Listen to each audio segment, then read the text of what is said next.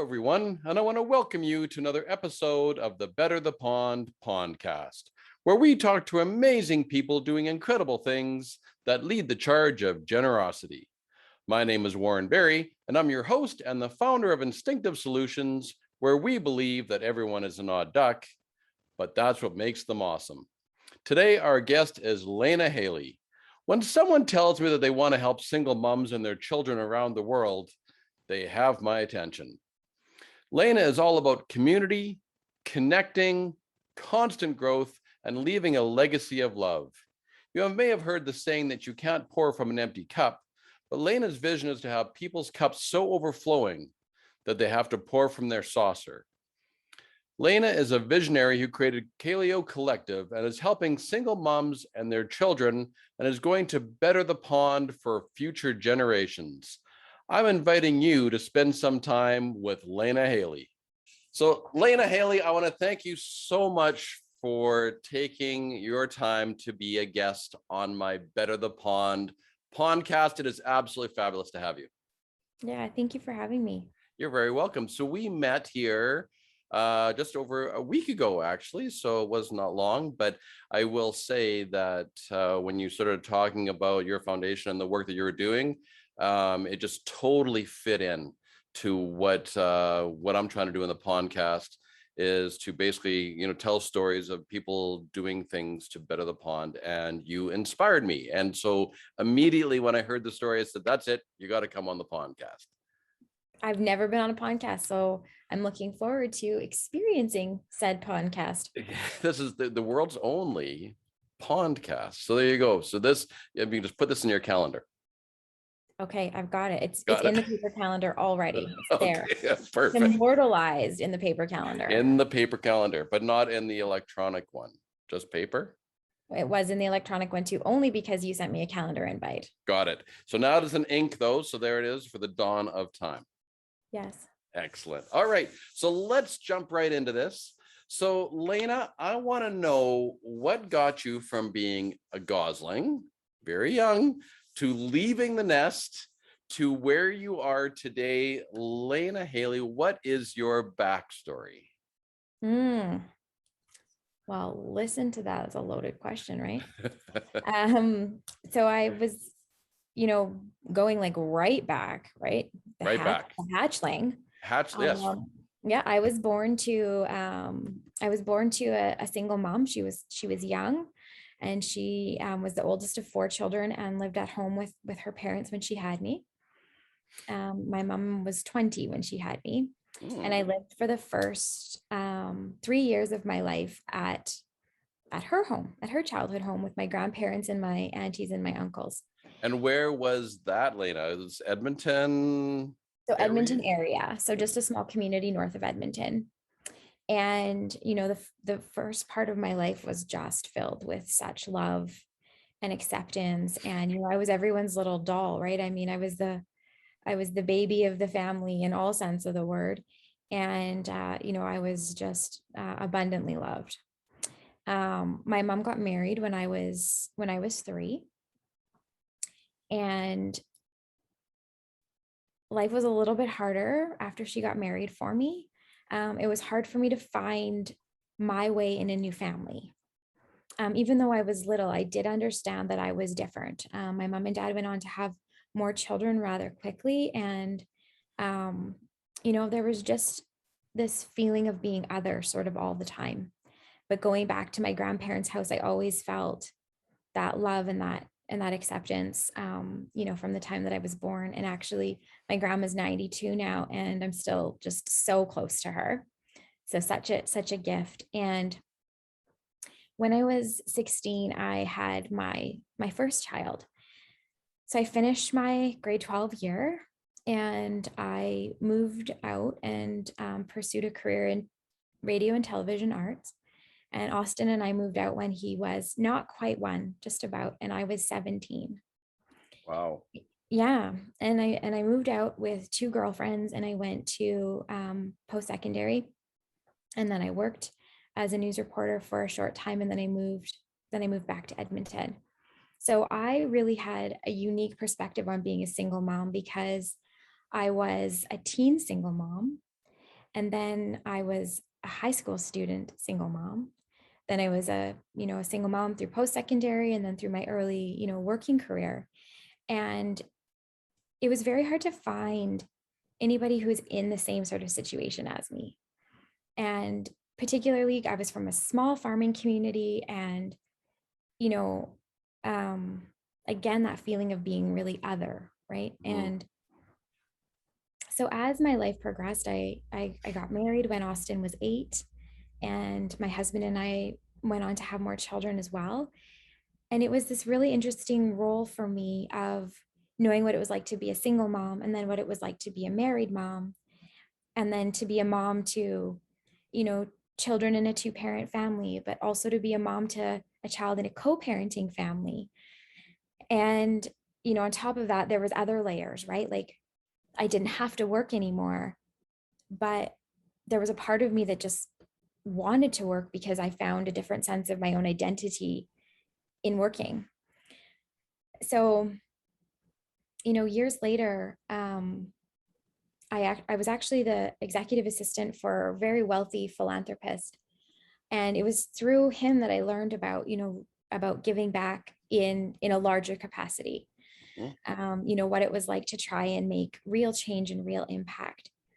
And when I began that journey of trying to figure out, who in the world was there for me to help and to love and to serve, and, essentially making that pond a better place, I realized that the thing that I had missed was this deep sense of belonging and community in my life, particularly in those single parenting years.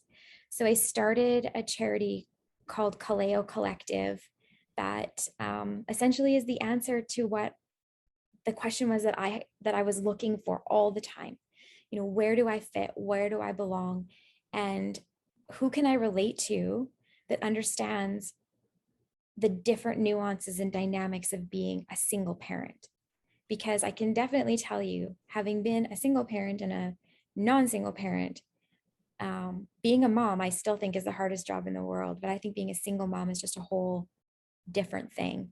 So Kaleo is a charity that I started to help single moms find that community, a place to belong, and from that place of belonging, a place to grow and to learn and to improve their lives, their children's lives, and also everybody in that beautiful, vibrant, healthy community. Because I do believe that we're stronger together. Absolutely. So you know what? When we get into some other deeper questions in the podcast, we're going to dive right into that, and we're going to unwrap all of what you're doing, Kaleo, and everything that's happening today. So if you don't mind, can I take you back? I want to take you back into your backstory a little bit more, because I always find this like a really fascinating part. And growing up, you said you grew up, with your grandparents, your aunts and uncles, with your mom as a single parent. So you were around that sort of really loving, embracing. Yeah, you said, yeah, you were the doll, right? Everybody took care of you. So when your mom got married when you were 3, I would assume that at that point, you moved away from there? Yeah. And so your whole environment completely changed. Yeah. Overnight, Right? Just like, literally overnight. do you remember that time and how that was for you to be taking into sort of like a whole different, it'd be a whole different world for you? Yeah, I do. Yeah, I do. I vividly remember that time. It was, yeah, it was affronting. I mean, it really was, like I slept in the same room with my mom every night Mm-hmm. growing up for the first 3 years of my life. We shared a bed. Right. And, if I woke up in the nighttime, there was always, 6 set of arms that wanted me, right? And, when my mom got married, we moved. Now, thankfully, we didn't move too far. So, we moved to the farm, which was only about, 10 to 15 minutes from my grandparents' house. So I was still able to really have that engagement with them. They weren't far. They were never far in heart, and they Mm-hmm. were not that far in distance either. But yeah, when my mom got married, as you can imagine, right? She got married, so all of a sudden she's got a new bedmate. Right. They didn't necessarily appreciate me as, a part of that situation. But I didn't know what it was like to sleep on my own as a 3-year-old or a 4-year-old or whatever. Mm-hmm. So, Yeah, there were some really big adjustments for sure for me to have. When my mom was working, which she did occasionally, I would go to my grandma's. So I still did get that connection, but I also remember like that my like I would remember crying every time my mom would come to pick me up because I didn't want to leave because that was my safe place, right? That was my home. That was where I wanted to be. Right. And, it was definitely a learning and growing phase of my life in, lots of ways. And I wonder, if you think about it from your experiences of now, and the work that you're doing presently, obviously from your experience, you could even have compassion, empathy for some of the kids who are going through the same thing, right? And would it be fair to say that, let's say as a mom, right? You say, well, so you have, you were sleeping there with her every night. That was your norm. That was your world. And all of a sudden, when things changed, would have been taken really seriously into consideration of like, well, now you have to sleep on your own. Like, would that have been sort of taken for granted of, well, that's just what we have to do, right?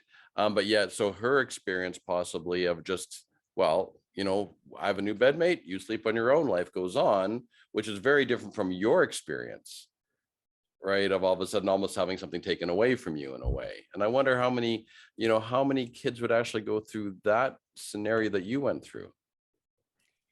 I mean, not all of them because we work in with women from a number of situations, right? So some moms, for example, are widows. They're young widows who Mm, have had spouses that have passed away. So in those situations, children are not usually being taken from one home to another, right? They're not having to try and find their way through, now having two dwelling situations. But for children who have, are whose parents are going through separation or divorce, there would definitely be some things that I could empathize and have a lot of compassion for because I know what it's like to try and figure out, where do I belong? Where is home? This mhm, is my bed, but where's my home? right. And how do you navigate that? It's a piece of resiliency. And obviously that's something, that's some of the work that you do, not only with, do you work with the mothers and the children in the work that you do presently? So most of the work that we do is like directly with the moms, and supporting them individually in their journey. The children are a part of the work that we do, of course, because you can't separate a mom from her children, right? But our primary focus is on supporting that mom so that she can really be in a good position to help navigate those things with her children, with that compassion, with empathy, and from a place of being really grounded in who she is. And kids feed off that stability, right? They feed off that Mm, stability of, how's my mom doing? If mhm. mom is doing okay, then usually she can find a way for her children to be okay. And they really do feed off of that and sense that. Right. Yeah, that I can accept that. Definitely that energy there would be very, very present, I'm sure. Yeah. So growing up as, well, you said your mom got married. So growing up in your elementary school years, average day to day, anything exciting there? In my elementary years, Yeah. well, I think there was like, I think really there's that through line of just always trying to find that place of belonging. And I think that really has carried out for most of my life in the elementary school years, junior high, high school, all of them definitely would be the same. Um, I was always trying to figure out where I fit and where I belonged, and sometimes I did that more successfully than others. And there was lots of lessons from those formative years on. I think probably looking back, I was just trying to figure out who I was and how to be who I was within the dynamic of who everybody else was. Hmm. Um, but now I would say that that was really just a part of my own journey and my own seeking my own identity, and to come to peace, I think, with understanding that you won't belong everywhere. We don't belong everywhere. Hmm. Some people will never be our people. And it's getting to that place of being okay with that. And as a recovering perfectionist, um, that's been some of the harder things that I've had to learn in life is that, you know, you could you can you can only earn your way and find your value in the things that you do and the way that other people feel for so long, until you have to understand that to be who you actually are, part of that is coming to grips with the fact that you're not for everybody, and that's okay. And that's okay. I agree with you wholeheartedly. And so, when you look back at that experience that you had growing up, I mean, and the resiliency that you had to have, and becoming a recovering perfectionist. But is that, one of the things that actually I really admired about you, Layna, when I met you, is that your confidence, your self-confidence really, really comes forth. Like it actually, I met it before I met you, if that makes any sense. You really do. You really show it, and that's really admirable. And so, do you think that because of your growing up and the things you had to go through and the resiliency that you had to have, has really shaped that part of you? Oh, for sure. I mean, hearing that you saw that in me is like, that's a gift, because it has been a lifelong journey of trying to do that, right? I mean, finding that peace with who you are and your own limitations and accepting them. And Mm-hmm. as you know, as that undoing perfectionist at heart, I lived a lot of my life feeling like the things that I did were the things that made me valuable. And now I think, come to a place where I feel like being who I am is the inherent value in who I am.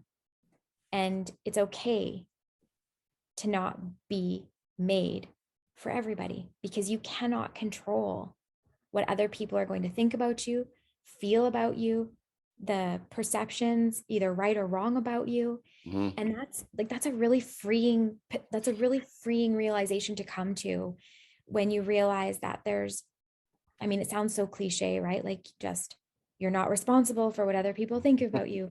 It sounds so cliche, Yeah. but it is so very true.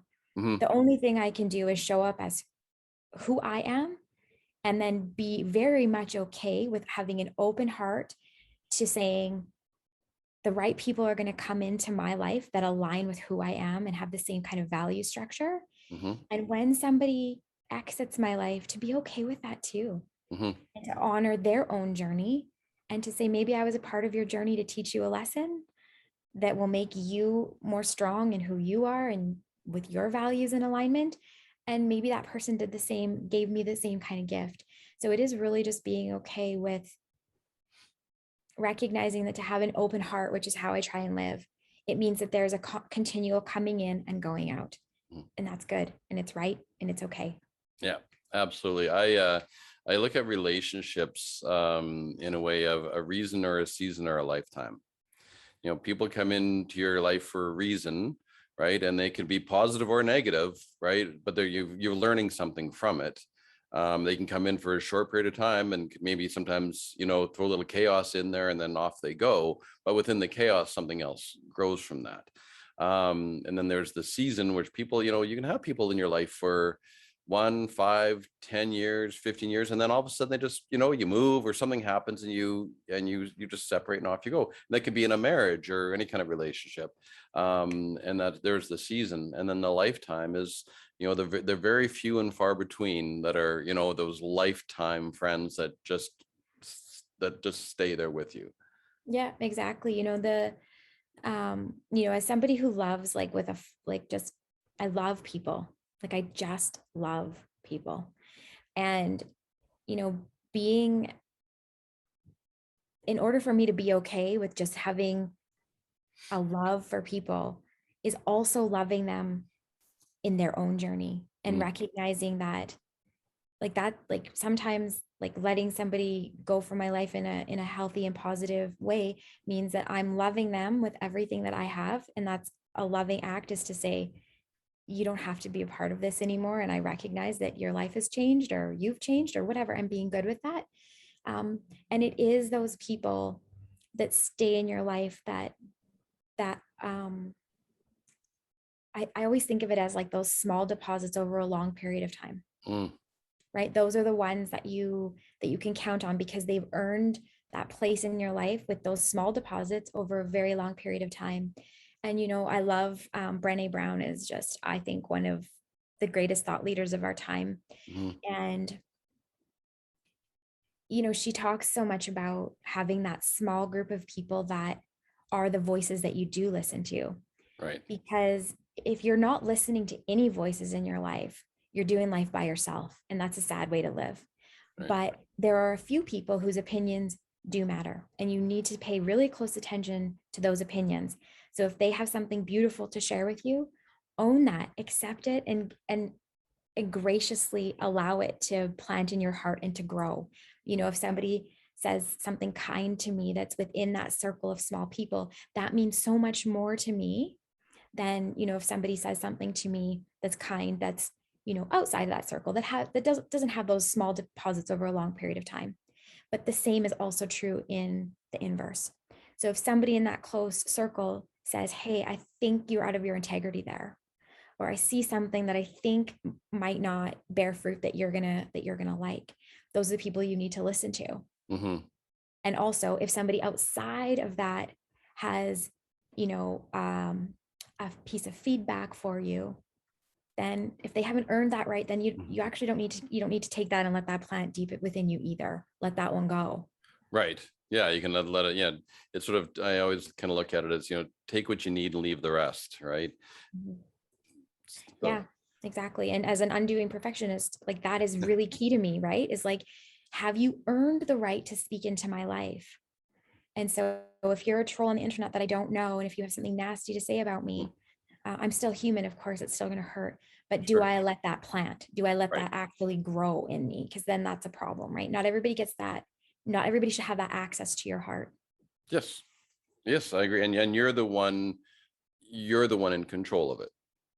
Mhm. Right. You're 100% responsible for everything that happens to you is my belief. So can I that is very wise words. I love this. I love the way this is going. Um can you kind of bring me up to speed? There's two things I'm really fascinated with that you mentioned. I'm eternally curious. So one of the questions I have for you is, you talk about being a recovering perfectionist. And so, do you remember the time when actually that kind of clicked in for you, or when you decided that you had to kind of make a change because it wasn't working for you anymore? Oh, totally. Yes. Therapy. Hello. Right. I mean, I just had a moment in a therapy session where, my counselor was just like, you're you're so caught up in being perfect. And it manifests throughout your entire life, right? You want to be a perfect mom, you want to be a perfect wife, you want to run this charity perfectly. And she's just like, what is it taking from you? Right? To give in all of these ways, what is it taking from you? And that was just like that was a real moment in my life where I just needed to stop and take stock of what that was taking from me. And did I have that to give? Mm, And so again, it's really looking at that smaller circle and saying, whose life do I want to speak into, and whose opinions really do matter? And then just a lot of growth and a lot of self exploration and reflection on why did I feel like my value was tied up in the things that I did and the opinion of others. And I mean, you start tracing that thread back, and you find, you know I think probably for most people, you'll find a root of it in a painful experience from your childhood. hmm. Yeah, I would definitely agree with that. And there's that moment in time that kind of plants that seed, and then it just sort of keeps playing itself out, right? Until you actually have your sort of breakthrough moment, or your aha moment, where you realize where those two dots finally connect, and then you can actually change it. Otherwise, it keeps playing itself out.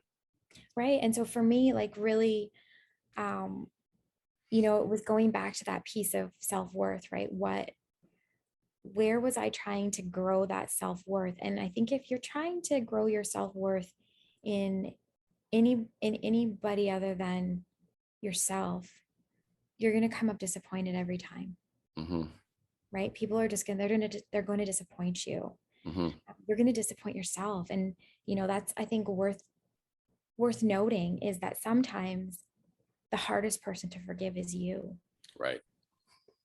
So I have a very, very strong faith.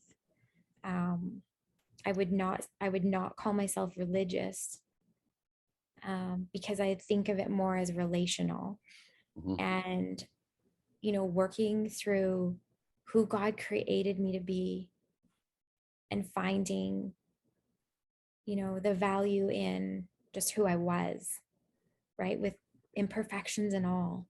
Mhm. That was a lot of work. That was a big part of my journey, and is ongoing. That work is never done. I don't want Mhm. that work to ever be completed, because I want to ever be growing and learning and shifting and becoming more who I am, who I was created to be. But I do believe that having that strong connection to God has made that process so much easier for me. I love being able to think of God as a father, in that relationship. I actually believe that God is like a father and a mother, right? I don't see God as just a one gender. He's not just a father, but also a mother. And when I see my children, I understand that love in a different way. And so coming to recognize that somebody felt about me like I feel about my children, Mm. despite their imperfections, despite their shortcomings. I mean, they're everything to me. So recognizing that I was everything like that to, my heavenly father and mother, is, is centric to all of that for me. Yeah, it's interesting. You just listening to you, you just seem to have this energy, and I'm trying to figure out the words to actually to describe it. But I mean, to me, it just comes across as just sort of this. You have this open heart, and there's this connection with other people, and the connections that matter really, really deeply matter to you, Mhm. right? And you just keep that energy flowing, or keep that connection going. Yeah. It really comes through quite prominently, actually. Well, I would tell you that that's the Jesus in me that you're seeing, Ah, because I'm not capable of doing any of that on my own. Um, but it is, you know, life is a self journey. There's a lot of life you just got to do by yourself, mhm. right? You can have other people in your life to support you and to encourage you and to love you, but you got to do the work for you, because at the end of the night, I go to bed with me Right. and I wake up with me and I do life with me. And so if I hate me and if I don't love me, then I certainly can't love other people. Approximately, sort of, how old were you, Lena, when you sort of really kind of figured this out? I mean, you listen to your backstory of, being a child of a single mom, and then your life changing when your mom got married, and then you got into school, then you got into high school, and now you're a single mom, right? And Mhm. you're having to go through education and do all the hard stuff that, and then you got married, then you have another, then you have more kids. So it's an interesting backstory, but how long did it take you to kind of finally sort of put these pieces together where you're at today? Okay, well, I would say that, if I look back, I would say it was kind of always there. Like, I would say that there's always been a part of me that has been a lifelong learner, intrinsically just wired into me, right? I just always want to learn and grow. So I can look back and see evidence of that through my entire life. But I think really things really started to change for me when I was 30. And so the last decade of my life, I would say I have noticed more coming into my own, right? And just like I've talked about, just really being okay with who I am. Hmm. And when I was 30, um, my husband and I had some mentors, still mentors in our lives, that were mentoring us actually in like the area of personal finances. But one day they said to me, have you ever done prayer by listening for God's voice? And that was really foreign for me. And I was like, no, if you want to hear God's voice, you read the Bible, which by the way, isn't always fun to do. So I probably didn't do enough of that. And they were like, you can actually hear God's voice. Give it a try. And And it was so simple, right? They just said, like, just like quiet your heart, quiet your mind, and then ask God if he was here, right, sitting beside you, what game he would want to play with you. And like I was just sitting on the living room in their floor, like the living room floor in their house. And I was like, well, this is freaking weird. And they said, just tell me the first thing that just pops into your head, right? Just the first thing. And I was like, well, the first thing that comes is Scrabble. But I hate Scrabble. So that doesn't make any sense to me. I don't like board games at all. And so then they said, well, ask God why that game then? So I was like, okay. I just kind of waited for a minute and I was like, I don't know, this is weird. I don't think this is working. And I just felt, I don't know, it's just like a really weird way to describe it, but like kind of hear, kind of feel, just a sense comes over you. I don't know how to describe it in great words, but it was just what I felt that I heard God saying to me at that moment was, you have a lot of things kind of scrambled up in your life that I want to unscramble. I was like, okay. And the weirdest thing started happening. They gave me a book. It was called Can You Hear Me by Brad Jersak. And it had a bunch of these like questions just to ask God. And so I just started journaling some of these questions. And, sometimes I would just write whatever was going in my head, even if it was like, this is ridiculous. This is the dumbest thing I've ever done. There's nothing in my head right now. But there were some times, and there was enough of them, when something would happen in the world around me, it would be the answer to that question. Right. Or it would confirm the thing that I thought that I was hearing. So that started happening for me around 30. And I'll tell you now that journaling every day, every morning when I get up, is the first thing I do. I don't turn my cell phone on until I've spent quiet time by myself with my journal. And it's one of the ways that I just have conversations with God every day. And I can't live without it. It's like one of my favorite parts of every morning. And that's where I worked out a lot of the hard stuff, is right in the pages of that journal. And it's that ongoing conversation that I have with God all day long. So I never feel by myself. And I think that's part of the piece of belonging, is that if you feel like you're by yourself, life can be hard and lonely. Yeah. But for me, I never feel like I'm by myself, because I always feel like I can have a conversation with God, or I'm always looking. I'm just kind of like you, where I'm just super curious. And I'm always trying to figure out what God is doing down here and where I might connect to it and what that might look like for me. And I know everybody has their own journey, and, but that's mine. And that's what my life looks like. And it makes, for me, life so fun, because God is always up to something incredible. And when you get to be a tiny part of it, it's even better. And so it's just even listening to those tiny things, like if I wake up and I think about somebody random and I haven't thought about them in a long time, and what's the reason that I would be thinking of them? If that happens 2 or 3 times where that same person I randomly think about them, I'll just fire them a text message. Like, hey, you're on my heart this morning. I hope you're doing well, right? Like whatever that is. Yep. And it is staggering the number of times that somebody will say, oh man, something's going on real hard right now.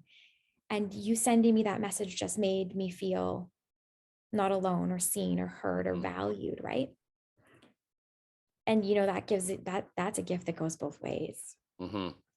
They feel loved and seen, and I feel like, oh God, you trusted me to like check in on that person for you, or send some kind of like little love their way. And that to me is like the greatest part of my life. Yeah, when you say that, I love that story. And I've had so many scenarios in my life of the same thing, where I think of someone, or someone pops in my head I haven't talked to for a while, and all of a sudden either they've texted me, or I text them, or I phone them, or I get something. There's a connection there that occurs. And when it happens once, you kind of go, well, what are the chances, right? So it just happened. You don't really pay much attention. Happens second time, you go, well, that's interesting, right? And all of a sudden, when you start making those connections and you start to pay attention to it, it's amazing how frequent it can actually be, to the point where you just have to trust it. Like you can't not otherwise. Yeah, right. And I mean, lots of people will call that a different thing, right? For me, like that's God. That's what it is for me. Other people will feel differently about that, but this is my individual journey, and I feel like I'm doing my life with God every minute of every day. And So it's a great life. It's a great life to live.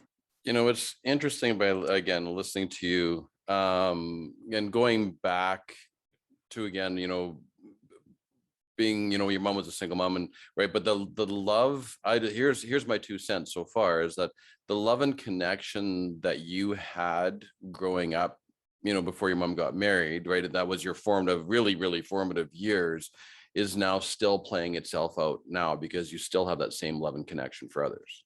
Oh, totally. Right. And I mean, it it was definitely rooted in those really formative years of my life. Mhm. Definitely was rooted there. But it has been a part of my whole life, right? I mean, I'm blessed to have, a mom and a dad who care about me and love me. And, I've got 3 brothers and sisters who are such a joy and a blessing to me. And, every single one of them has helped me to become the more truer and fuller version of myself. They're all a really important part of my journey. And I met 2 of your kids, and I would have to say, now, knowing your story now, that definitely shines through Oh, thank into your you. kids. There is no So, better gift for me, in all the things that I do in the world. My goal is to, help single moms the world over, right? I want to help like 1 million women and children, right? Like this is my goal, right? Like that's what I want to do. But I always believe that my first job is to love my family well. And that if I love 1 million people in the world well, but I don't take care of my husband and my family and my children, that I haven't done it. mm, and Right? Like dude. they're my first place to love. And they are the ones that love me at my best and my worst. Mhm. And I couldn't do the work that I do for other people if I didn't have them as, my greatest cheerleaders and supporters and refiners and correctors, right? We're not meant to do life in a vacuum. I mean, we just are not. And so seeing, the love, that we have for our kids and seeing that, out in the wild is awesome. I'm glad that you could see that and that means a lot to me. Thank you. Yeah, no, you're very welcome. It's true. I say it sincerely, because I saw it, when I just met your kids, and yeah, I don't know. It's sometimes these things are hard for me sometimes to put into words too, because it's an energy that I feel, Mhm. and that's what I felt. Yeah, I get that. I feel that too. Yeah. You get that instinctual feeling from people. Yeah. And, the word that I sort of have as like an overarching word for my life is just intentionality. Try to live with deep intentionality. Mm-hmm. And, that goes through, I try to be very intentional with my relationship with God. I work very intentionally to love people and to show up in a world that in the way that I'm proud of, and to think about, how do I help my children to figure out who they are. I have this like principle that I think of, which is like, I kind of think about my life as walking around with like a little backpack on. And, we can use that metaphor in lots of ways, right? Like take that out of your backpack. Like it's not for you. You don't have to carry that, right? Yeah. But I do also think about it in a beautiful sense, because I think we can think of the backpack as just like the heaviness of life and the junk that we carry around. Mm-hmm. I also think that we carry the special people in the backpack. And so the lessons that I've had to, learn on the way up the mountain, the places that I've taken a detour, or the times that I've fallen and scratched my knees, right? I think about the place where I stop as the place my kids start, Mm. because they get the benefit of all of the things that I've learned. And they're human and they're going to definitely have to learn they're going to scrape their knees too, right? They're going to Mm-hmm. fall on the way up their own mountain, but they may not have to climb through all the same drudgery that I had to climb if they're willing to glean the lessons that were hard fought for me to learn. If I can share that wisdom with them, and if they don't have to fall in the same ways, I don't think they have to. Right. Yeah. I mean, and that's just sort of whether you want to call that leadership or parenting or, love, right? Is just really helping them along their journey. Yeah. And they don't have to trip up the same way that you did, right? You learned it for them. Yeah, like, I mean, again, though, there is like autonomy, and they have the ability, because we are raising whole human beings, Mhm. right? They're not just clones of us. They're their own people, and they're going to have to experience their own things. But there are those nuggets of wisdom, that I've gained from my family, and if you're willing to pick it up, if you're willing to say, oh, okay, you learned that thing, I'll take the wisdom and not have to learn the same lesson, then that's theirs for them to choose. They don't have to choose it. They don't have to pick up the Yeah, lesson. absolutely. But if I've earned it, I at least want to give them the opportunity to take it and to make it theirs. Sure. Excellent. I love it. That's love. So I'm gonna be a good steward of time. I'm gonna get things continue to move on here, Layna.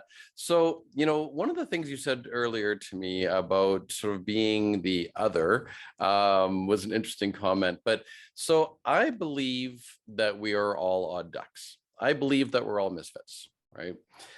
So can you tell me about a time where you didn't fit in, where you stood out? It can be a positive or negative story, right? So what have you done differently? And when I say this is not about ego, but I want to know what makes you awesome.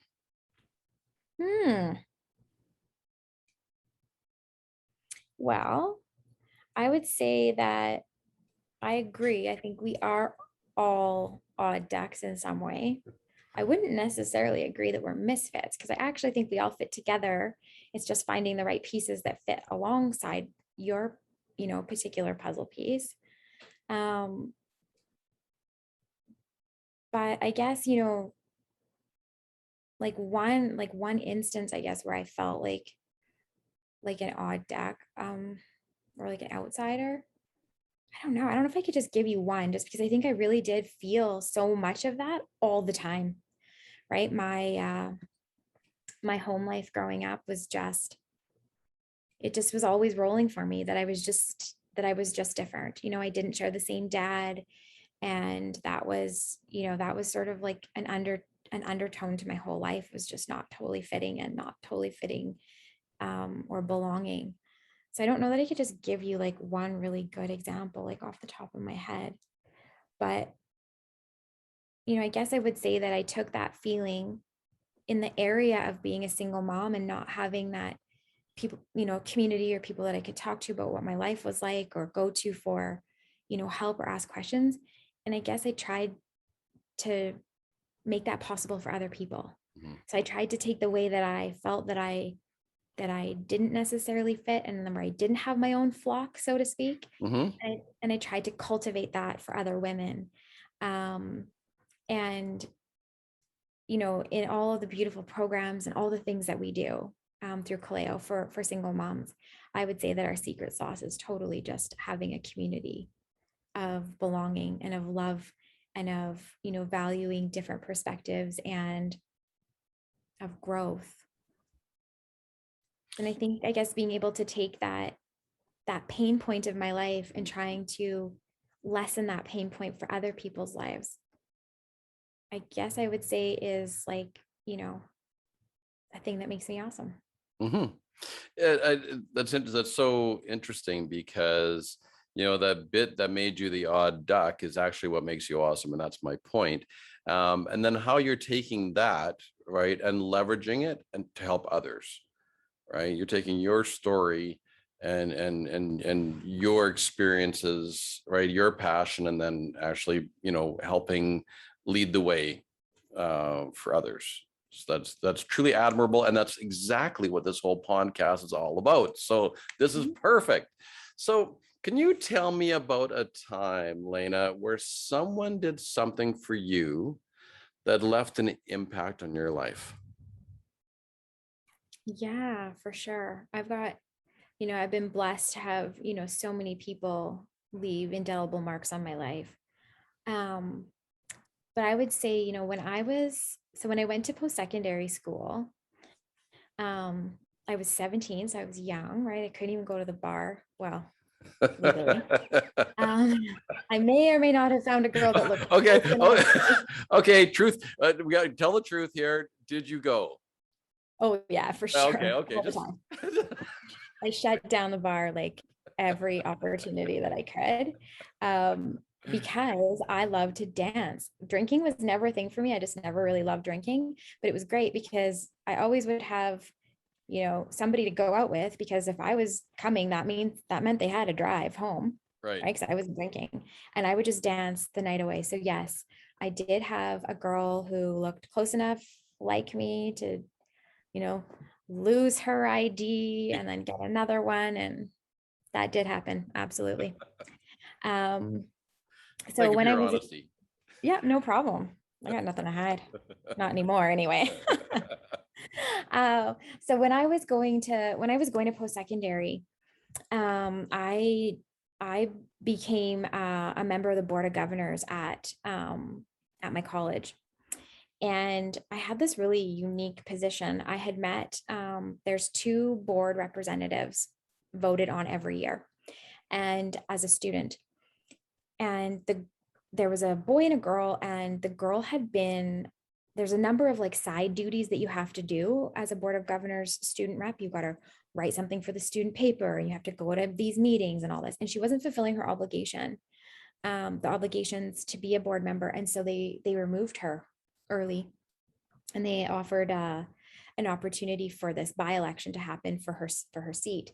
And because I knew the other board member, the other student member, he said, you should run for this because there's not like that much work that you have to do, and the honorarium is that they pay your tuition. And so Hmm. as a student mom who was living on my own, right, I mean, that was something that I was like, yes, if I can get my tuition paid for, that would be a huge financial burden off of me. So I ran to sit on the board of governors at NATE. And I had this dubious distinction of being their youngest board member ever, because I was not even age of majority.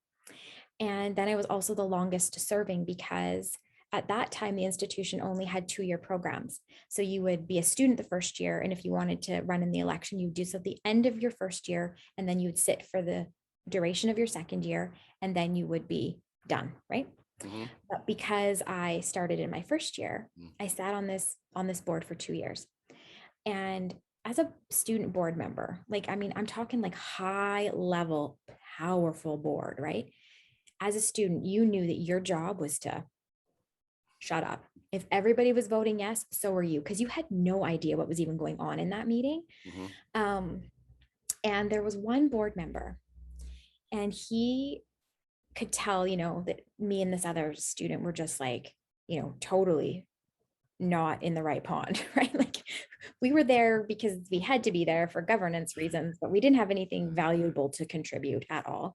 And he could tell that it was just like a bit of an overwhelming experience for me. And so he would go out of his way just to make me feel comfortable in a meeting, explain, like, side whisper about, oh, this is what they're talking about or whatever. And when I got out of post-secondary,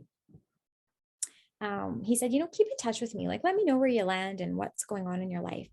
And he took that care, and it was, not I'm not particularly close to my dad, and he sort of became like a stable male person in my life that kind of felt like a father to me. Like, he actually cared about my level of comfort in an uncomfortable board meeting. And then when I got out of the board meetings, he cared about, where I was going in life.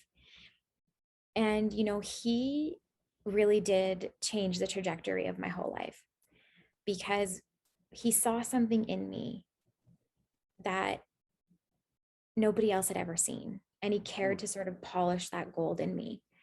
And, I would credit him for a lot of the work that I do today, because I learned so much and continue to learn so much from him about, you know, being in a position of power and privilege and using that to help somebody that doesn't have the same power and privilege. And as a 17-year-old in a boardroom, him being, wealthy, fantastically connected, white male in a boardroom situation, he looked out into that crowd and saw me and went, how can I help her? And, I can't overstate the difference that just that, it went on to create a beautiful lifelong, relationship. I'm still very connected to him. But he cared about me in just that tiny way to begin with, right? Just to make sure I was comfortable in that board meeting. And then when I was done and I'd graduated, just to make sure I was doing okay in the world. And, the first time that I had to negotiate a contract, I called him right up and said, "Can you help me? I have never done this before. I have no idea." Knowing that he was a businessman that would have negotiated a million contracts Right. for millions of dollars, right? Yeah. So he's definitely left a huge impact on my life. Wow. That is a fantastic story. So you're still in contact with him to this day? To this day, yeah. Fantastic. Yep, I love it. deeply connected. Yep. Nice. So let's get up to speed here. So now here's the meat and potatoes. So what are you doing right now presently to better the pond? And my other question to you is, why are you doing it? So what's happening right now, Layna? Okay, so I think that question has like 2 or possibly 3 answers. Let's see how that goes.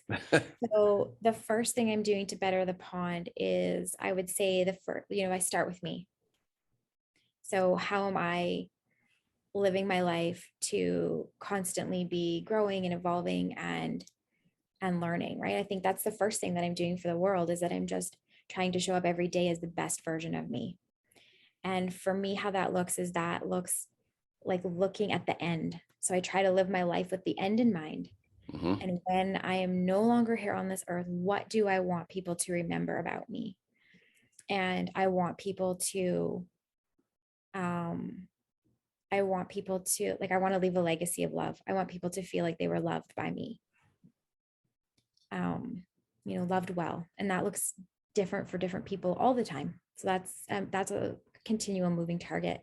But so that's the first thing that I'm trying to do to better the pond, is just to try and live the life that I've been given to its fullest capacity, so that I can love and serve all of those whose lives I get to touch in some way.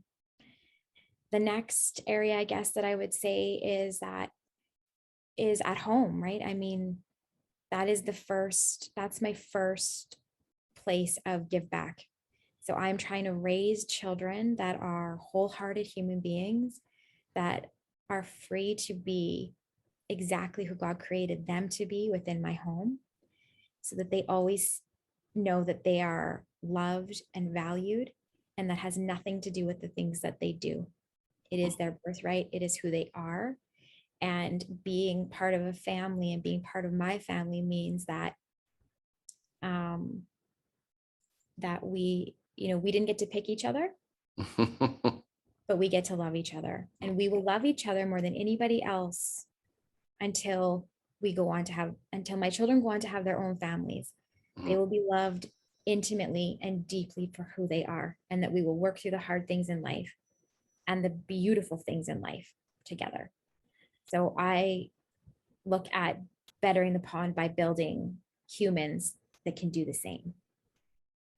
And then the third area, I guess, would be, in the area of my vocation. And when we work with single moms, we believe that when you empower a single mom and when you give her the belonging and the love that she needs and deserves, and then you give her the skills and the tools as she's ready, that ripples out into the world in ways that we can't even begin to measure. So I want to better the pond by loving women, believing in women, equipping women, and giving them everything they need to change their family tree for generations. Wow, that is impactful. When you look at Kaleo Collective and the work that you're doing, I understand the backstory behind sort of why, because of your background, but, what was the real driver behind actually creating this initiative? Because what you're saying is like unbelievably impactful, because you're talking about generations of people. So it's not just the people that you work with intimately at this moment. You're looking at a much bigger spectrum. So, what was what was the driver behind all that? That is fascinating. Um, yeah, geez, that's a great question, because I think it just happened so naturally. Like it just began to flow out of me from, like, I could probably tell you a story like that would take you a day, but to simplify it, I would just say that, I just started doing the thing that was in front of me, and this is where it's taken me. And, I've told you, right? I mean, I always am looking for what God's up to and where I fit, right? Like what, you know, oh, this person has, crossed paths with me. Oh, I wonder why. And it's just that deep curiosity of always saying, oh, I wonder why, that has now led to this organization. And, you know, I'm a dreamer. Like, I am a dreamer. I have big dreams. I have, because I just think that nothing is impossible, and I might not know how to get there.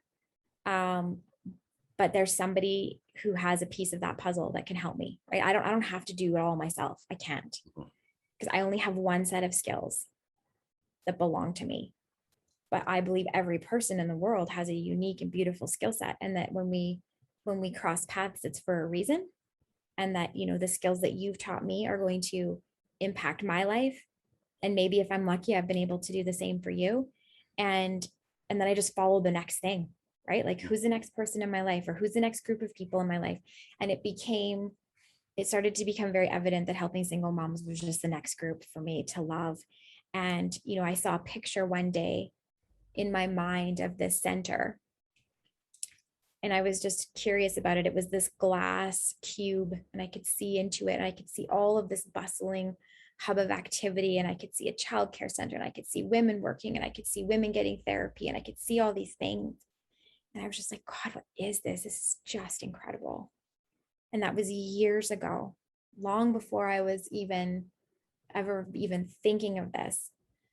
And, it's just started to come to life, right? It's just started to come little by little, piece by piece. And it's that starting small and then iterating, starting small and then iterating, and waiting to see who's the next person that walks into my life, because they always have another piece of my puzzle. And, then I thought, oh, that center, that's the dream, right? Just build that center. And now I'm like, oh, hell no. You build that center, you figure out how to build that center, and then you replicate that. Right. Because there are single moms, and there are children all over this world that need this. They need this love, they need this belonging, they need these skills and tools. And then and then I mean, I can only do so much as one person. Mm-hmm. But when I mean, you change the world as a group. You don't ever change the world as a solo person. So, the things that I teach and help with one woman on a Saturday in a workshop, who knows how many people she might teach that same skill to? Mm-hmm. Who knows how many children might benefit from, that mom that ends up coming to a place of real, like, solid love and commitment to herself, and what she does for those three children that she's raising, and how those three children then go out and they marry different people, they have different careers, they have different dreams, because they saw a mom that could do it. I mean, that's how you just change the world. You just do it one person at a time, and then they go out and they do the rest. It just ripples everywhere. That's right. You're just throwing in the pebble, and the ripples are going out from there. So, so my question to you, Layna, is something I've been thinking about. Is when you look at the people that are coming into your life, or the situations that are occurring, are you finding it, or is it finding you? Well, I don't think there's one without the other. Right? I am the answer for some people, and some people are the answer for me. This goes back, yeah. So it just goes back to that energy again. Right? Well, sometimes I walk through a door, or I send a text message, or whatever it is, and I have no idea that I'm the answer to somebody's prayer. Mm-hmm. Right? There's a grandma somewhere who knows that her granddaughter is in the midst of this heartbreak and despair, because she's going through a painful divorce. And that grandma is, just praying that somebody would come and show her granddaughter the way or something, right? Right. Drives by a banner on the road, and she sees our our charity and she makes a phone call and all of a sudden she's found us, I've found them, whatever it is, right? Mm-hmm. And who knows that that same person or that there's another person who, I bump into in line at the grocery store, but they happen to be the next person that I'm supposed to meet. Right. Like Right. I just don't think it's one. I just don't think it's one or the other. It's both. Yeah, that again, you fascinate me. I love the way you think. And well, the reason I asked the question was because sometimes things find us, right? If we just sometimes just get out of our own way, if we're open to it. And I think that those situations have obviously occurred for you, but you're obviously taking it and you're putting it back. So yeah, you're seeing it as a two-way street. And it just goes back to that whole connection. And obviously, Kaleo Collective, collective being the operative word there, obviously defines that. Well, interestingly enough, the word kaleo means to invite. To invite. That I did not know. I see. I didn't do my homework on that. Yeah. So not only is it the collective, right? But it's like you're so loved and valued that you don't just belong here, you're invited. Mm, I love it. I love it. Yeah, you're invited. You're invited into belonging. You're invited into exploring the things that make you unique and beautiful. And you're invited into potential and possibilities that maybe you would never dreamed of on your own. Yeah, we're definitely not in this alone for sure. So, looking back and looking forward, and the lessons that you've learned along the way, Layna, paint me a picture of your golden pond. What does the future look like? The future looks like, helping build sustainable families, right? I mean, the future is bright. The future is so bright. And when we come together as people with loving acceptance and the willingness to do two things, one of them is to look back and see who is starting a journey that you may have some wisdom for. So always looking back, who's farther behind me that I can help? Who do I have something in my backpack for? And always looking forward. Who's farther ahead on their journey than me? Who's got something in their backpack for me? When you live your life looking forward and looking backward, you'll never miss it. You'll never miss it. You'll always get what's coming for you. Because when you look back and there's someone to help, you help them, but it actually helps you. Right. And when you look forward, when you have that openness to say, I don't have all the answers, I haven't done this before, there is wisdom out there that is available for me to get, you give somebody the same opportunity. You give them the opportunity to help you, bless you, and to be blessed. And I think that's the best and most beautiful gift of life. And that has nothing to do with the charity that I'm running. That's something that everybody can do everywhere, every day. I agree. One of the things you said earlier before we had actually got on to the podcast, was you said, you can never pour from an empty cup, right? And you said you want to be able to pour from the saucer. So can you just share that with my audience? Because it was that stuck with me. Yeah, of course. So, I think as a society, we're really familiar with hearing that idea of, put your own oxygen mask on first, or, you can't pour from an empty cup. And I just think that even the idea of filling up the cup can be overwhelming sometimes. How do I get to a place of full? What does that even look like? And I also think it's limiting. Why are we just trying to get to full? Because I think that actually the place that you can pour from is your excess, it's your overflow. So if your cup runneth over, you've got a saucer to catch it. That's where you pour from. That's what you have to give others, is whatever's in your saucer.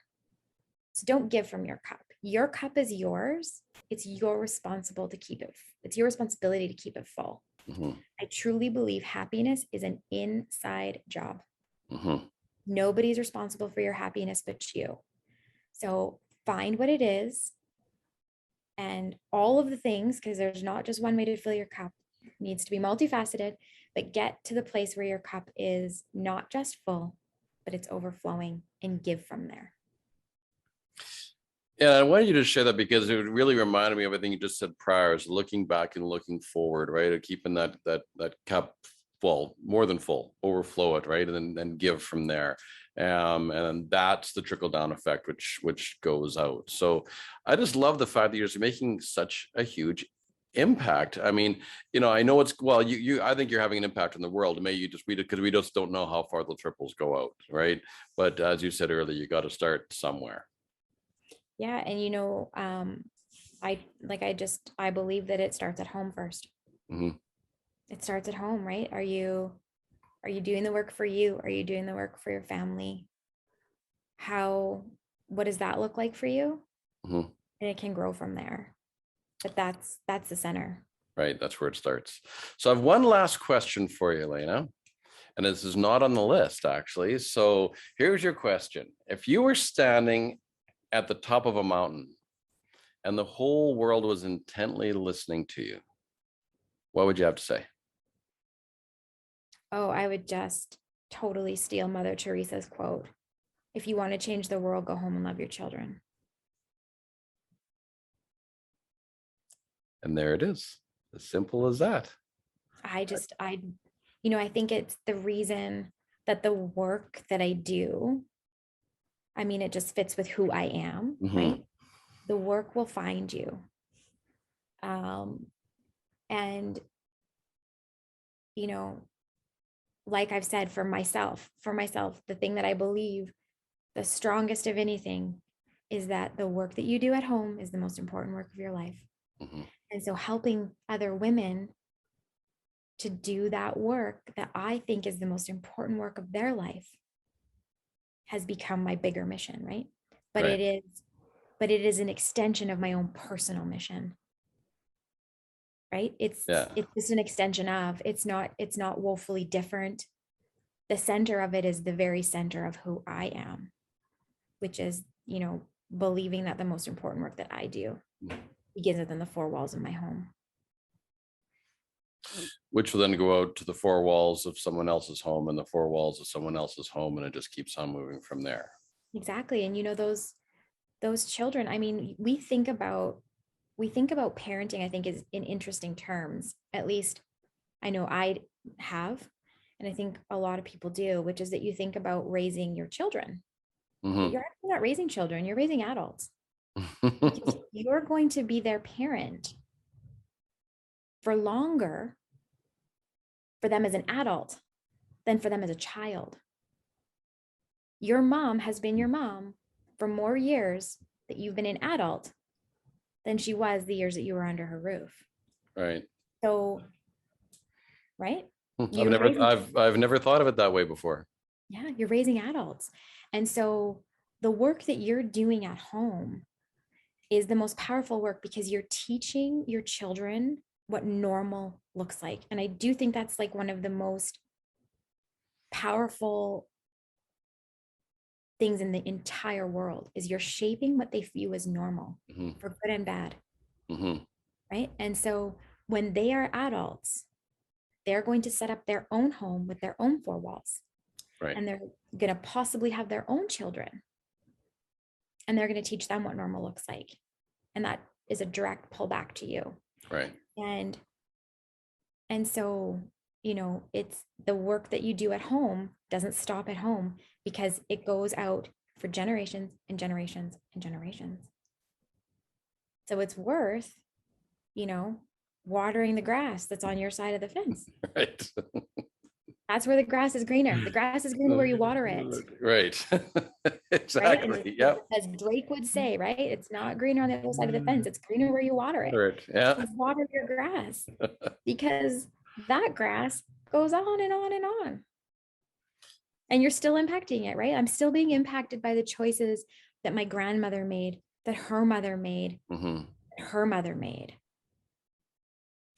Yeah, it's definitely multi-generational for sure. It just, because it just keeps moving target, just keeps on moving, right? So you're saying fill your own pond first.